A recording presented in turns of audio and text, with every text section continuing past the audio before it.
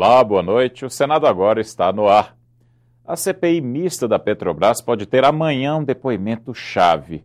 O ex-diretor da estatal, preso na Operação Lava Jato, será trazido de Curitiba para responder aos parlamentares. Se decidir falar, Paulo Roberto Costa pode confirmar o desvio de recursos na empresa ou negar tudo, como fez 3 meses atrás na CPI do Senado. Senadores e deputados querem saber de Paulo Roberto Costa se são verdadeiras as informações divulgadas pela imprensa nas últimas semanas. Para fechar um acordo de delação premiada com o Ministério Público, o ex-diretor de abastecimento da Petrobras teria dito que políticos receberam dinheiro desviado da estatal. Nós não temos ciência desse acordo, não chegou nenhum material desta delação premiada. Se neste acordo existir normas ou regras, ou acertos para que ele não fale a CPI, nós vamos tentar aí, como última instância, uma sessão secreta. Segundo o relator da CPMI, agora é possível comprovar de onde veio e para onde foi o dinheiro que circulou nas contas do ex-diretor entre 2005 e 2014. Se nós somarmos a movimentação toda de recursos que passaram pelas contas do Paulo Roberto Costa, podem chegar a mais de 70 milhões de reais. Para o deputado Marco Maia, os documentos repassados à CPI pela Operação Lava Jato da Polícia Federal não provam a transferência de dinheiro a políticos. Isso não aparece de forma alguma em nenhum documento, em nenhuma informação que nós recebemos. Nós vamos ter, inclusive, na CPMI, políticos citados, que estarão lá, inclusive, para confrontar esta informação, para confirmar com ele se ele de fato disse isto na delação premiada. Eu acho que será também uma grande oportunidade de nós confirmarmos se aquilo que tem saído na imprensa é de fato verdade, foi dito por ele ou não.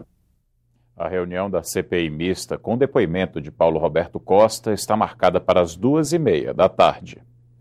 Os medicamentos descartados pela população ficaram fora da Política Nacional de Resíduos Sólidos, a lei que norteia o destino do lixo em todo o país. O Senado pode corrigir essa falha na legislação. Um projeto estabelece a logística reversa para os remédios. Criada em 2010, a Política Nacional de Resíduos Sólidos determina que objetos como pilhas, baterias, pneus e lâmpadas usados precisam ser recolhidos pelos fabricantes. Caso seja aprovada a proposta do senador Ciro Miranda, os medicamentos de uso humano e veterinário passarão a integrar esta lista. Essa é uma nossa preocupação, porque isso está indo para o esgoto, está indo para os lixões a céu aberto, são medicamentos vencidos, agulhas de injeção. Bom, então isso tem um perigo para a população muito grande. O que nós estamos fazendo? Nós estamos responsabilizando e chamando para ser coautor desse projeto conosco, as indústrias. E além do mais, também nesse projeto, obriga que os laboratórios, as indústrias farmacêuticas, todos os medicamentos vencidos nas farmácias sejam trocados. Eles mesmos vão lá, fazem a devolução e trocam.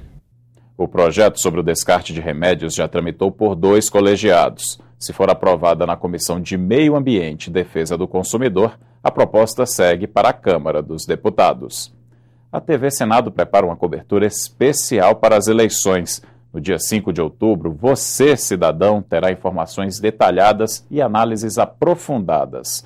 Mas desde o mês passado, nossos telejornais já exibem reportagens para orientar o eleitor antes da votação.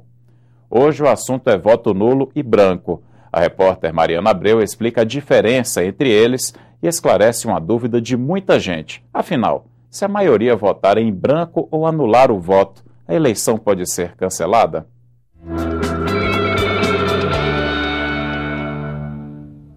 A menos de um mês das eleições, tem gente que ainda não sabe quem votar. Estou em dúvida ainda. Tem que buscar, tem que pesquisar. Então eu ainda não defini qual seria meu voto. Eu estou assim, prestando atenção no horário político, para ver, para me decidir. Estou em dúvida. Tem também quem está decidido a anular o voto. O político está desacreditado, né, filha? Não achei um candidato, assim, que eu confiasse para votar. Mas qual a diferença entre votar nulo ou em branco?